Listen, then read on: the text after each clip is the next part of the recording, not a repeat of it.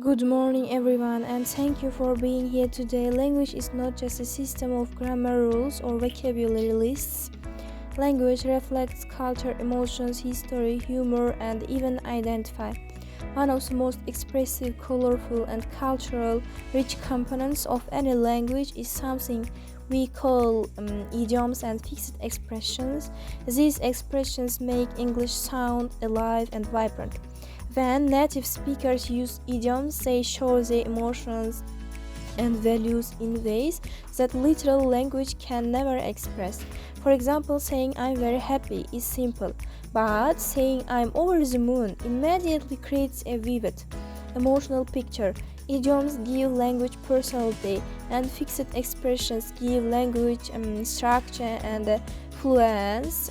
We will explore what idioms are, what fixed expressions are, how they formed historical, their categories and types, their psychological and linguistic importance, how to learn them effectively, why they differ from culture to culture, and how to use them to sound more natural and confident in English. By the end of the speech, I will look at idioms not just as vocabulary.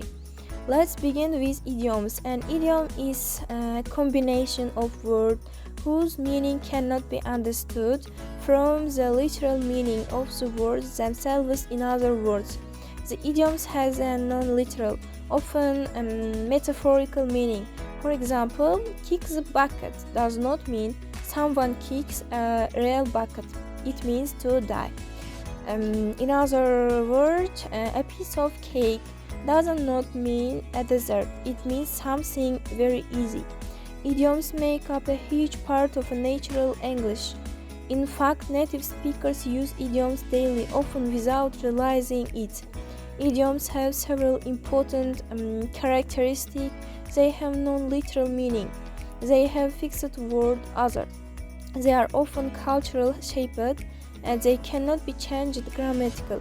For example, you cannot change spill the beans into spill the peas. It wouldn't make sense.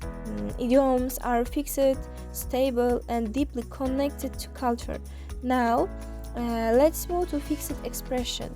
Fixed expressions are phrases that English speakers use repeated in the same structure. They are not metaphorical like idioms, but they are fixed because wording cannot change. Example include as a matter of fact, by the way, in my opinion, live and learn, believe it or not, so far, so good, and a long story short.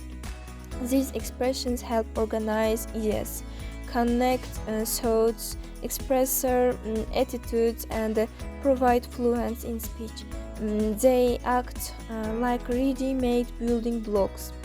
They save thinking time, support fluence, and make communication smoother.